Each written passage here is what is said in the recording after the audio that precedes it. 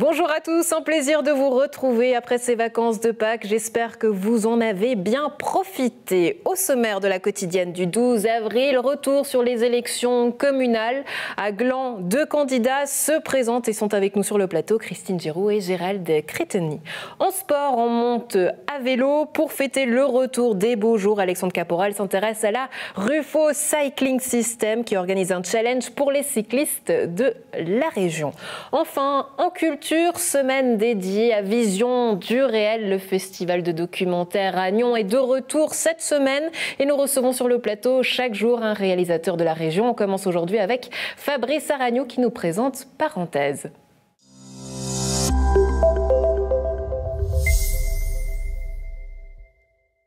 À Gland, 2 candidats se présentent au poste de syndic. D'un côté, le syndic sortant Gérald Cretteny, candidat des gens de Gland, au poste depuis 2006 et municipal depuis 1998. Gérald Cretteny, bonjour. Mais bonjour. Merci beaucoup d'être avec nous. De l'autre, la municipale PLR, Christine Giraud, en poste depuis 2011. Bonjour Christine Giraud, merci beaucoup d'être avec nous. Alors pour revenir sur les chiffres, lors du 2e tour, Gérald Cretteny, vous êtes élu avec 1105 voix, tandis que Christine Giraud est élue avec 1279 voix. Gérald Cretteny, est-ce que la candidature de Christine Giraud vous a surpris? Non, je vais vous dire honnêtement non, parce que je pense que je voyais Christine, j'avais le sentiment quand même que Christine allait se présenter un jour. Donc voilà, avec un score comme elle a fait, je pense que c'était quelque chose auquel il fallait s'attendre. Alors quelque chose à laquelle il fallait s'attendre. Sur notre plateau, on a beaucoup entendu parler de vagues vertes, mais aussi de vagues violettes. Si elle est élue, donc Christine Giraud deviendrait la première femme syndic de la ville de Gland. Gérald Cretteny, très franchement, si vous n'êtes pas élu en tant que syndic, est-ce que vous restez municipal? Est-ce que ça vous satisferait ou pas? Qu'est-ce que vous faites? Alors, j'ai déjà déclaré que je ne répondais pas à cette question d'ici la fin de cet exercice, puisque le 25, nous saurons qui sera élu. Et je pense que jusqu'au 25, en tout cas pour moi, je vise la syndicature. Donc c'est dans ce sens-là que je vais. Oui, tout reste ouvert. Mais c'est vrai que nous, on se pose la question parce que 3 législatures en tant que syndic, c'est vrai que vous avez une réelle expérience. On se pose forcément la question de savoir est-ce que vous vous satisferez d'un poste en tant que municipal, sachant surtout que vous nous aviez aussi annoncé que c'était votre dernière législature. Là, ça sera la surprise le 25. Mais vous y réfléchissez. J'imagine que vous pensez quand même déjà à toutes les solutions. Sans me donner la réponse. Sans vous donner la réponse, c'est clair que j'ai la solution. Oui, vous avez la solution. Bon, le suspense est à son comble parce qu'on sait que forcément cette réponse a aussi plusieurs enjeux au niveau stratégique. Christine Giraud, vous nous disiez que cette candidature, votre candidature, c'est aussi une longue réflexion. À quoi est-ce que vous avez réfléchi ? Bon, alors tout d'abord, ça fait plusieurs années que je suis en politique. J'ai commencé le conseil communal assez jeune, plutôt très jeune. Et puis ces 10 dernières années où j'ai le plaisir d'avoir été élue comme municipale et j'ai les écoles, la jeunesse et l'accueil de jour depuis ces 10 ans, m'ont donné forcément une expérience, un goût aussi au travail politique. Je me suis construit un réseau, j'ai pu étendre aussi mes compétences et mes connaissances. Et puis, vu que j'ai toujours été animée par un intérêt pour la politique communale, forcément que c'est naturellement que je me suis presque présentée à cette syndicature. C'est vrai, comme vous l'avez stipulé, les résultats du 2e tour m'ont évidemment aussi aidé à prendre cette décision, qui a aussi été fortifiée par le fait que ma collègue Jeannette Weber, donc de PLR, ont gardé leurs 2 sièges à la municipalité. Oui, stratégiquement, il y a plusieurs enjeux. C'est vrai que si Gérald Cretteny ne reste pas municipal, forcément on se dirige vers une complémentaire. Est-ce que là, vous en faites un argument, Christine Giraud ? Alors, j'en fais pas un argument puisque ce ne sera pas de ma compétence, ce sera des décisions qui appartiendront aux personnes concernées, soit par une éventuelle démission, soit par une nouvelle candidature. J'en fais pas un argument, forcément que j'y pense aussi, puisque ça va aussi devoir être pris en compte dans notre travail. Mais je suis un peu comme Gérald, attendant le 25, et puis ça n'empêche pas de se préparer aussi, d'ébaucher certains scénarios. Mais on verra le 25 ce qu'il en ressort précisément. Alors forcément, l'UDC vous soutient. La question est de savoir si la gauche vous soutient ou pas. Ce qui pose un contexte particulier. La gauche qui soutiendrait la droite. Quel regard vous portez sur cette situation, Gérald Cretteny ? Alors, écoutez, je trouve ça très curieux, je le dis tout à fait franchement. Alors je sais que l'un des arguments est de dire que la gauche soutient Christine Giraud, excusez-moi, mon épouse s'appelle aussi Christine, donc parfois j'ai une hésitation, mais il n'y a pas de souci.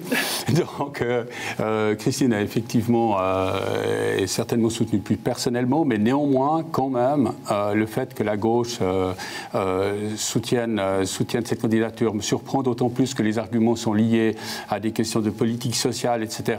Et Dieu sait si j'ai aussi travaillé pour cette politique sociale, tant d'ailleurs dans les 2 premières législatures que j'ai faites, puis j'avais le même dicaster que Christine, et où on a créé par exemple le réseau d'accueil des Toblerones, que actuellement avec en particulier la FAGE par exemple que je préside, etc. Donc je suis toujours dans le coup dans cette politique sociale, je trouve très curieux, mais enfin voilà, c'est le risque qu'ils prennent finalement par rapport à leur identité. Et est-ce que vous ne craignez pas finalement d'être redevable finalement si la gauche vous soutient? C'est vrai que vous nous disiez aussi lors des débats que vous avez aussi une responsabilité. Si vous êtes élu, c'est de représenter toute la population. Vous ne craignez pas finalement d'être redevable d'un certain parti politique et de ne plus avoir votre liberté, votre indépendance? J'ai absolument pas crainte de ça. C'est un petit peu l'ADN du GDG qui se veut être extrêmement large. On fonctionne finalement à 180 degrés. C'est-à-dire que chez nous, nous avons des gens qui pourraient parfaitement être totalement de gauche, d'autres parfaitement totalement de droite, d'autres au centre, etc., si on devait les catégoriser en termes politiques. On ne les catégorise pas, donc c'est pour ça qu'ils ne s'affichent pas de tel ou tel bord. Mais enfin, ils sont contenus là. Ce qui veut dire aussi que dans notre préparation, nos préparations de groupe, etc., nous avons des gens qui ont ces sensibilités, y compris celles de gauche. On avait beaucoup parlé de ces questions de sensibilisation politique et surtout de cette suprématie des GDG. Est-ce que votre candidature, Christine Giraud, est une candidature d'opposition justement à ce monopole des GDG ? Alors je la conçois pas du tout comme ça, c'est pas une opposition. Ce qui m'a motivée aussi, c'est de réellement donner un choix à la population. Vous l'avez dit tout à l'heure, Gérald est en place depuis 3 législatures en tant que syndic.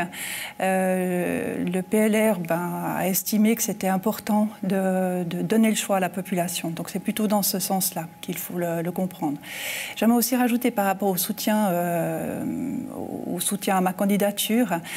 Là aussi, il n'y a pas de question de redevabilité. Moi, je pense qu'il faut voir ça, même au sein du collège, même en tant que municipal, même si on sait qu'on a des soutiens de tel et tel, etc. Personnellement, ma position, elle est claire. Je suis PLR, je ne suis pas de gauche. Mais est-ce qu'un PLR reste réellement libre s'il a le soutien de la gauche? Est-ce qu'il n'est pas après redevable? Non, parce que le PLR, c'est mon parti, c'est mes idées, c'est ma vision de la société. Elle est connue de tout le monde. On peut avoir un certain nombre de sensibilités plus fortes sur certaines thématiques, typiquement la famille ou les politiques sociales, mais je ne cache rien à personne. Je suis sous l'étiquette PLR depuis passé 30 ans, donc ça ne va pas changer. Après, il y a peut-être des façons de voir les choses, des façons d'approcher les problèmes ou de traiter les dossiers qui sont peut-être plus avec une certaine sensibilité et puis une certaine approche plus empathique parfois, et ça plaît peut-être à un certain public, mais voilà, ma position, elle ne va pas changer, je suis PLR. Ouais, Gérald Créteny, on a vu sur les réseaux sociaux plusieurs soutiens, notamment de candidats et de municipaux extérieurs, de villes extérieures à Christine Giraud. Est-ce que vous ressentez cette pression extérieure? Alors on sait que c'est des candidats PLR, mais est-ce que vous ressentez cette pression externe? Je sais qu'elle existe. Je sais qu'elle existe, je sais que quand on fait partie, pour l'avoir vécu, quand on fait partie d'un parti qui est cantonal et fédéral, eh bien ces soutiens existent et s'organisent. Donc c'est pas quelque chose qui me gêne, parce que je crois que c'est dans l'ADN aussi de ces partis. Il faut bien voir que ces partis-là sont des partis qui ont effectivement ce lien, cette verticalité qu'il y a entre la commune jusqu'à la confédération, et que les gens se soutiennent parce qu'ils ont aussi une territorialité qui est plus large. Au niveau du GDG, c'est justement peut-être ça un petit peu qu'est notre ADN, c'est de se dire on travaille pour la commune, dans le cercle communal. C'est pour ça qu'on a ce slogan 100% Glandois, dans le sens, pas parce qu'on est Pas parce que, alors, Christine et moi, nous sommes des 100% glandois dans le sens de vrais enfants de gland. Vrais enfants de gland. C'est pour ça que le combat est d'autant plus fort et d'autant plus beau, c'est parce qu'on voit finalement vos deux grandes figures qui sont face à face. Voilà, mais simplement au niveau par contre des membres, eh bien, c'est des membres qui s'intéressent strictement à la politique glandoise et effectivement n'ont pas de relais particulier du côté du canton ou de la Confédération. Sans vouloir être mal poli, c'est vrai que Gérald Créteny, on a beaucoup parlé de votre âge parce qu'on a parfois entendu dire que ce serait peut-être la syndicature de trop, qu'il fallait aujourd'hui céder votre place à Région d'Oignon, ces choses que vous allez d'ailleurs faire. Si vous avez vécu là votre dernière syndicature, est-ce qu'il y aurait des regrets, quelque chose que vous n'auriez peut-être pas eu le temps de faire et qui vous coûterait ? Je ne suis pas un homme de regrets. Je pense qu'on peut toujours rebondir sur tout. Et je dirais même... Si je suis réélu, ce que je souhaite naturellement, je ne suis pas là pour autre chose, si je suis réélu, c'est clair que c'est aussi un rebond, parce que je pense qu'à chaque législature, on doit se réinventer. Il y a des choses que l'on doit corriger par rapport aux anciennes, il y a des choses qui sont des nouveautés que l'on doit pouvoir assimiler, et c'est chaque fois une renouveauté. Parce que le temps avance, si vous deviez corriger quelque chose et quelque chose à proposer à nouveau, ça serait quoi ? Je pense que c'est dans des questions de fonctionnement de municipalités en particulier. Et puis, certainement, certains liens avec l'administration que je souhaite améliorer. On en sait là quelque chose. C'est vrai que ça nous met forcément la puce à l'oreille. Christine Géraud, comment convaincre les Glandois ? Alors, ma candidature, encore une fois, c'est pour donner le choix à la population. C'est des choses que j'ai entendues aussi qui sont venues aux oreilles du PLR et auprès de moi. Donc, c'est aussi prendre mes responsabilités par rapport au score que j'ai réalisé au deuxième tour. Je suis une femme, j'ai des qualités professionnelles de management, de RH, communication. J'ai envie d'amener ce dynamisme, cette façon différente de gérer les choses. J'ai envie aussi de donner un petit coup de jeune, allez, on va se le permettre encore, à l'administration. J'ai envie de m'occuper de nos collaboratrices et collaborateurs et d'amener peut-être une vision rassembleuse, une vision un peu plus ouverte. Voilà, c'est quelque chose qui me tient à cœur pour la ville de Gland. Pour terminer sur un aspect peut-être un peu plus émotionnel, c'est vrai que quand on regarde ça du côté extérieur, on se dit mais qu'est-ce que ça nous change finalement qu'un tel ou un tel soit élu. Personnellement, comment vous le vivez, cette course à la syndicature? Est-ce que vous êtes un peu stressé? Écoutez, c'est un challenge que je n'ai jamais vécu, à part ça, la législature, puisque ça a à chaque fois été des élections tacites. Je trouve intéressant d'être challengé. Encore une fois, moi j'aime bien les défis. Donc c'est plutôt pour moi très intéressant. Ça questionne aussi personnellement sur la manière dont on se projette. Ouais. Christine Géraud, même question, comment est-ce que vous vous sentez? Alors je suis légèrement stressée, ça c'est évident. Je suis bien consciente des responsabilités auxquelles je m'engage si je devais emporter cette élection. Je suis consciente aussi du bouleversement que peut provoquer ma candidature.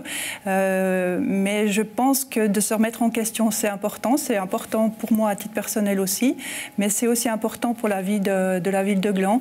Et tant mieux si c'est un challenge, si c'est pris comme un challenge, parce que je crois que c'est ça, à un moment donné, un petit peu de rebrasser les cartes, en toute amitié, en respect mutuel. Je pense sincèrement que c'est que bien pour la ville de Gland, qui a effectivement toujours su rebondir. Et c'est comme ça que j'ai envie de travailler aussi pour la suite, que je sois élue syndic ou municipale. Je continuerai à m'engager avec conviction pour la ville de Gland. Le choix est fait. Christine Géraud, Gérald Créteny, merci beaucoup d'avoir été avec nous à la maison. Donc faites votre choix. Résultat du premier tour à la syndicature le dimanche 25 avril. Très belle journée à vous. Merci beaucoup.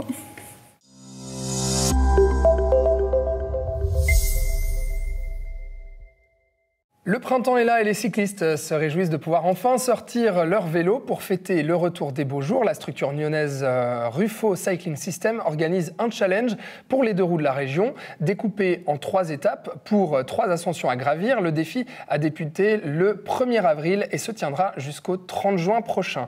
Le principe est simple, chacun parcourt l'itinéraire de son choix quand il veut, en solo, et sort ensuite son chronomètre pour comparer son temps et sa performance à celle des autres. Bonjour Loïc Ruffo. Bonjour. Loïc, tu es cofondateur et dirigeant de la société Ruffo Cycling System, donc qui propose, on va le dire, des entraînements et de l'encadrement pour cyclistes de tout niveau. Ça, c'est à l'année. Et puis là, ce challenge ouvert à tous en 3 étapes. Alors, un petit mot sur ces 3 étapes. Quelles sont-elles ?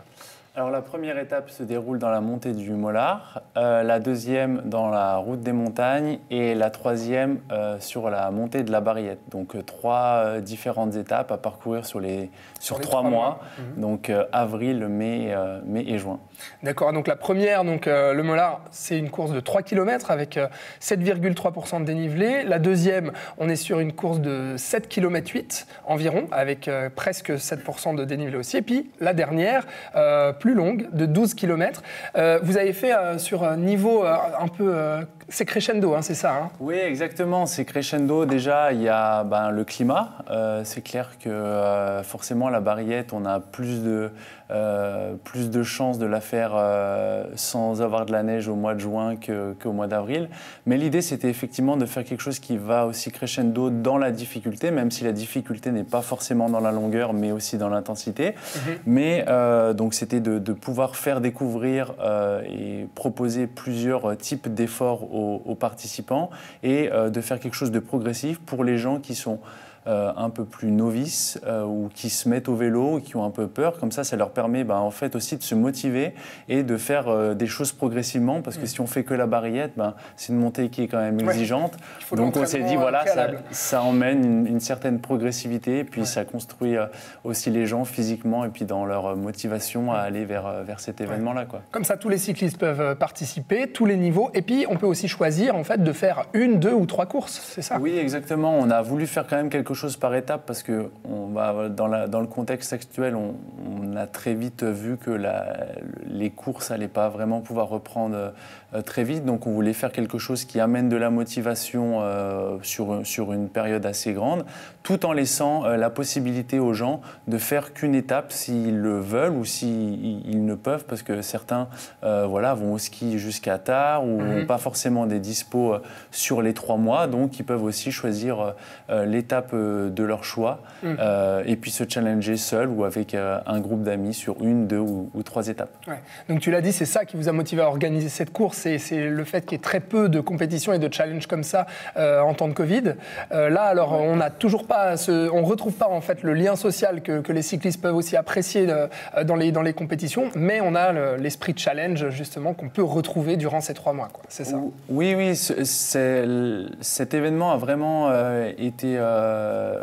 effectivement, la période Covid nous a poussé à le mettre en place, mais c'est aussi quelque chose qu'on avait envie de faire depuis longtemps, depuis quelques temps, parce que c'est vrai qu'on a beaucoup de gens qu'on entraîne ou qui sont autour de nous qui ne peuvent pas forcément se rendre sur des compétitions parce que leur vie professionnelle, leur vie familiale, le coût aussi de ces déplacements fait que des fois c'est un petit peu compliqué de tout concilier. Et on s'est dit, imaginons quelque chose où les gens peuvent rester chez eux. Dans cette période-là, on est sur quelque chose qui demande pas de déplacement. Ils peuvent le faire quand ils veulent, donc que ça soit en semaine, que la personne elle aille rouler entre midi et 2 ou le soir à 18h ou le samedi avant que les enfants se lèvent. Voilà, vraiment quand ils veulent. Et puis c'était d'emmener ce côté un petit peu compétition, challenge pour se motiver et puis voilà. Ouais. Comment ça marche, Loïc, pour s'inscrire déjà et puis ensuite enregistrer son chrono? Alors, toutes les informations sont disponibles sur notre site internet, dans l'espace boutique. Donc, c'est www.rufo-cycling-system.com. Donc, dans la boutique, il y a toutes les informations pour s'inscrire. Donc, les gens s'inscrivent à ce challenge. Ensuite, en confirmation, ils reçoivent par mail un document récapitulatif et explicatif de tout le challenge avec les différentes étapes. Ouais. Ils reçoivent également un petit bon. Donc ce bon va leur servir à venir sur notre camp de base qui est le café Tête de Course à Nyon, donc un café cycliste. À ce moment-là, ils vont pouvoir récupérer leur race pack. Donc en gros, c'est un bidon avec des produits de nos partenaires, offerts par nos partenaires avec leur dossard, et pourront également bénéficier d'un café offert par Tête de Course. Et à partir de là, il y a donc les différentes étapes où ils ont des traces GPX qui leur sont données. Donc soit ils font la trace GPX qu'on leur donne, où dans chaque trace il y a la montée du mois, ou alors s'ils connaissent la région et qu'ils veulent faire un autre parcours rallongé un petit peu avant ou après, ils font le parcours qu'ils veulent. Et puis une fois qu'ils ont validé leur sortie, qu'elle est mise en ligne sur l'application pour le réseau social pour cyclistes, on va dire Strava, ils ont un lien qui est donc donné dans le dossier où ils prennent le lien, ils l'uploadent sur le site internet et nous on récupère le lien et on s'occupe de générer et le chrono. Le chrono. Voilà, donc on enregistre son chrono avec l'application Strava. Ouais, et l'inscription donc coûte, c'est un tarif de 45 francs, c'est ça? Ouais, exactement, c'est un tarif de 45 francs, donc il comprend l'inscription au challenge. Ils ont ensuite les différents lots qui leur sont, les différents cadeaux qui leur sont donnés. Oui, parce qu'on l'a pas dit, le fait de s'inscrire, c'est qu'on participe aussi à un tirage au sort en fait. Il n'y a pas que le plaisir sportif du challenge et de la compétition avec le chronomètre, exactement, mais il y a aussi une carotte à la fin. Exactement, l'idée c'était de faire quelque chose où déjà tout le monde, dès que la personne s'inscrit, a quelque chose avec son race pack et puis son café chez Tête de Course. Et puis ensuite, effectivement, il y a deux possibilités de remporter des lots dans ce challenge. C'est soit en se démarquant par ses résultats donc sur les différents classements hommes et femmes sur les différentes étapes, ou alors en participant au tirage au sort sur tous les inscrits à la fin des 3 mois, où là on a les lots les plus beaux, en tout cas on peut dire, qui sont mis en jeu pour tout le monde. Donc vous vous inscrivez et vous participez donc à ce tirage au sort. Alors on comprend ce que les cyclistes peuvent y gagner avec cette course, et puis vous, cette société Ruffo Cycling System, qu'est-ce que vous y gagnez? Déjà, pour nous, c'est effectivement aussi l'opportunité d'ajouter un nouveau, on va dire quelque chose de nouveau à notre catalogue de prestations, en plus de tout ce qu'on fait. Et puis surtout, ça nous permet notre leitmotiv, c'est de vivre et de faire vivre des expériences. Donc on le fait à travers de nos différents services. Et là, c'est vraiment quelque chose qui nous permet encore une fois d'aller dans ce sens-là, de vraiment dynamiser la communauté cycliste, de faire que les gens consomment du vélo. Ouais. Que ce soit au niveau du matériel, de l'entraînement, de l'implication, de tout ça. Donc c'est vraiment pour nous aussi très important d'essayer de faire des événements qui permettent aux gens d'accrocher et puis de se faire plaisir à vélo, parce qu'on pense que c'est quelque chose de bien. Effectivement, c'est ce que vous défendez, ça c'est sûr. Comment ça se passe justement? Un petit mot sur Ruffo Cycling System, qui organise d'habitude donc des stages, des séjours, des entraînements en groupe, donc en fait beaucoup de choses qui se passent, des fois des séjours à l'étranger aussi. Ouais. Je sais qu'en 2020 vous avez réussi à monter un col dans les Alpes italiennes, donc il y a plein de choses comme ça que vous organisez. Là en ce moment avec le Covid, c'est compliqué de réunir des gens? Alors, de réunir les gens, oui. Après, on a une grande partie de notre activité qui est du coaching individuel, donc des suivis d'entraînement qu'on peut faire à distance. Donc, ça, c'est toutes des choses qu'on peut garder. Après, effectivement, pour toute la partie accompagnement sur les courses, la mise en place des stages, là, on avait pendant l'hiver un gros programme qui était basé sur l'étranger, en Espagne. On change, on s'adapte à la situation, on mesure. Là, dernièrement, avant que les dernières mesures soient prises en France, on avait fait un stage dans la Drôme. Là, au lieu d'aller à Gérone, on va aller dans le Tessin.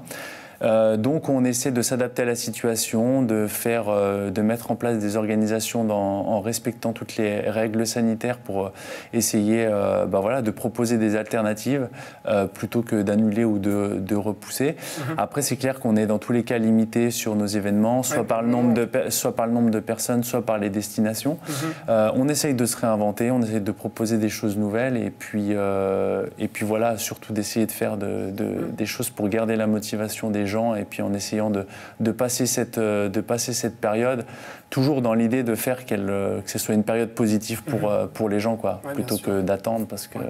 Voilà. Bon, alors du coup, si vous êtes cycliste, que vous avez envie d'entraînement, de coaching personnalisé, et puis quand le temps Covid pourra le permettre, de faire des séjours donc à l'étranger et d'autres escapades, vous rendez chez Ruffo Cycling System du coup, et puis inscrivez-vous pour cette course en 3 étapes, pareil sur le site site internet. Merci beaucoup Loïc Ruffo d'avoir été avec nous. Merci beaucoup et puis à très vite sur les routes alors. Bah oui, plein de succès. En espérant vous retrouver. Ah oui, alors d'accord, je vais me mettre au vélo et puis je vais... challenge, viens avec vous. C'est ça. Merci Loïc. Merci à vous.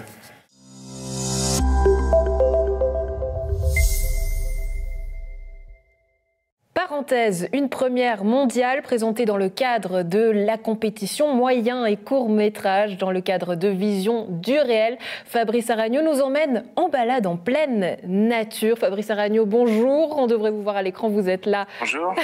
Alors vous êtes à Vienne en ce moment en train d'installer le pavillon suisse de la prochaine biennale. Comment ça se passe ? Alors non, je ne suis pas à Vienne, je suis à Venise.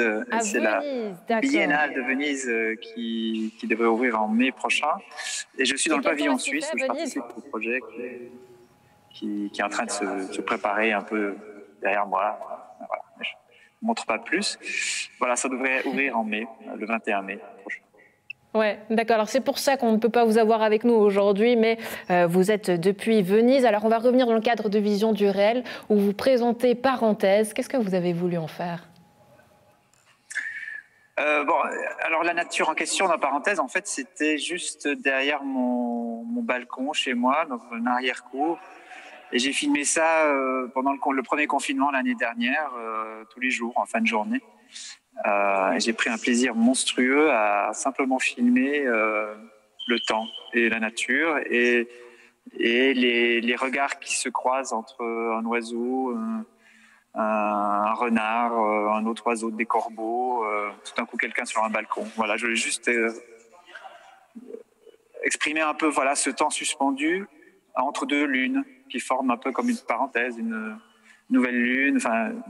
La lune comme ça d'un côté en croissant et en croissant de l'autre, ça formait parenthèse quoi en fait des deux. Ouais, alors aujourd'hui tout le monde tout le monde s'essaye un peu à la vidéo, à chercher un peu ces images. Je pense qu'on a tous pu avoir un certain plaisir aussi durant ce confinement à regarder la nature avec un autre regard. Est-ce que du coup en tant que réalisateur vous vous êtes permis de filmer cette nature parce qu'il y avait le temps et que vous vous êtes dit tiens c'est un sujet qui peut revenir? Ouais, en tant que cinéaste et puis aussi en tant que bon prétexte, en tant qu'humain, animal humain, à observer l'animal nature, les animaux dans la nature, mais aussi la nature elle-même en tant qu'un animal qui s'éveille au printemps. Enfin voilà, un prétexte. Au départ, c'était un prétexte de dire je filme parce que c'est le confinement, et puis voilà. Enfin, et puis aussi, c'était moi de me mettre un peu au diapason, quoi. Enfin, il y avait un truc de j'adorais simplement être contemplatif avec un prétexte d'un tel objectif particulier que j'avais, et d'écouter, regarder. Et bon, le film n'est pas que ça, il y a un petit prologue et un petit épilogue qui encadre ce moment, quoi. Ouais. C'est un film de 6 minutes, je crois. Ouais, alors on vous connaît pour être l'assistant aux multiples talents de Jean-Luc Godard, qui aime bien travailler avec ce rapport au sens, quelque chose qu'on ressent justement dans votre film, notamment un rapport avec le son et surtout le silence qui en dit long. Pourquoi ? Le son, c'est du silence, quoi. Enfin, pourquoi ? Disons, pour moi, le cinéma, c'est le moyen d'exprimer les choses au-delà des mots. Si je m'essaye au cinéma, c'est parce que pour moi, ça exprime comme la peinture, comme la musique, comme la danse aussi, plus que comme le théâtre et de l'art de la parole. Donc pour moi, le silence ou le simple son quoi, qui souligne le silence, c'est essentiel au cinéma, quoi. Pour moi, c'est... Voilà. Oui, voilà. C'est vraiment un art des sensations. Et là, pendant ce bon prétexte entre deux lunes, voilà, c'était juste me plonger dans des perceptions presque. J'avais envie animale, mais de mettre vraiment à l'écoute et au regard des choses. Et donc de mettre au même niveau une colombe qui attend ici il pleut là, c'est un jour de pluie à Venise, de mettre un peu comme une colombe qui se protège de la pluie comme ça, qui rentre un peu le cou dans ses plumes, mais comme la jeune fille sur un balcon qui regarde le temps passer. Il y a le temps qui passe aussi avec les herbes qui poussent à côté d'une balançoire d'un jeu d'enfant, la jeune fille à son balcon qui a quitté l'enfance, est au seuil de la vie. Enfin voilà. L'enjeu, c'est forcément de donner un peu de rythme à toutes ces images, mais qu'est-ce qui va attirer votre regard ? Le détail, le petit moment. Évidemment, j'attendais beaucoup d'avoir ces petits détails, ces moments. Et au moment où j'étais là, tout à coup, je vois un renard sous mes yeux. Hop, voilà, enfin, c'est des choses comme ça. Donc, c'était le délice d'être coincé à la maison et puis de tous les soirs de se dire, bah, tiens, en 6 et 7, je me mets sur mon balcon et j'attends. Donc, le choix du tournage, c'était ça. Ensuite, sur le montage, c'est de raconter une histoire, mais qui n'est pas une histoire avec un début, un milieu, une fin, mais de raconter un moment, quoi. Ouais. Enfin, un mot. Et regarde qui s'interroge sur le monde, qui est quand même une grande interrogation que j'ai sur le monde qui nous entoure. Donc ce moment d'arrêt, ça m'a permis d'y penser. Et puis cet arrêt a provoqué aussi tout ce qui peut exploser. On est un peu dans un entre-deux. J'ai le sentiment. Là, on est dans un entre-deux. C'est cette parenthèse qui était pendant 2 mois là. En mars-avril, au printemps, alors que la nature s'éveillait, bah, cette parenthèse, on y est encore en fait dedans quelque part. Il y a quelque chose, on ne sait pas ce qui va se passer ensuite. Ensuite, dans les arts, dans tout, quoi. On sent qu'on est à un moment un peu charnière des choses politiques, humaines et même environnementales, quoi. Voilà. Ouais. C'est pour ça que la Lune est aussi un peu présente. J'ai tout raconté mon film maintenant. Donc je dis que le cinéma, c'est un art des perceptions et des sensations, et je parle trop. Quand je parle, j'en parle trop. Ouais, c'est vrai que le film est très court, mais vous aurez l'occasion à la maison de vous en faire votre propre avis dans le cadre de Vision du réel. Alors c'est vrai que c'était le premier festival de Suisse à se lancer dans une version totalement en ligne il y a une année. Cette année, il relance l'opération. Qu'est-ce que ça évoque pour vous, le fait d'avoir ce festival totalement en ligne ? Bon, en fait, ça m'arrange vu que je suis moi-même pas physiquement à Nyon, donc je peux être avec vous en ligne. On est dans cet entre-deux. On est dans un entre-deux. J'espère qu'après, les choses ou redeviennent, ou se transforment, ou sont autres, quoi. L'autre chose quand même auquel j'ai été très, très heureux, c'est que l'année dernière, en été, j'ai participé à une chose hyper réelle, justement, en cadre festival. C'était une exposition au château de Nyon, qui était un voyage à travers le dernier film de Jean-Luc Godard. Et du coup, c'était vraiment réel. J'ai complètement constitué cette exposition, qui s'appelait Sentiments, Signes, Passion, dans le fait d'être connecté au réel, en tant qu'un observateur du réel. Donc j'ai fait une exposition qui est comme un poste d'observation sur le monde, un monde intérieur ou extérieur qu'on voit à travers les vitres, et à travers le film de Jean-Luc Godard qui nous emmenait à faire un voyage d'observation. Godard est un observateur du monde, donc je trouvais que c'était intéressant d'être dans ce point d'observation. Donc que le festival soit en ligne, c'est dommage, au moins il existe, il s'y passe des choses, et on est dans cet entre-deux, quoi. Enfin, je me rappelle pas, mais nous verrons ce que l'avenir sera, quoi. Fabrice Aragno, merci en tout cas d'avoir partagé un petit peu de ce temps entre deux virtuel avec nous. Et à la maison, donc, vous aurez l'occasion de découvrir le film à partir du 16 avril et jusqu'au 19 avril en ligne sur le site de Vision du réel. Bonne journée, Fabrice. Merci à vous, bonne journée. Au revoir.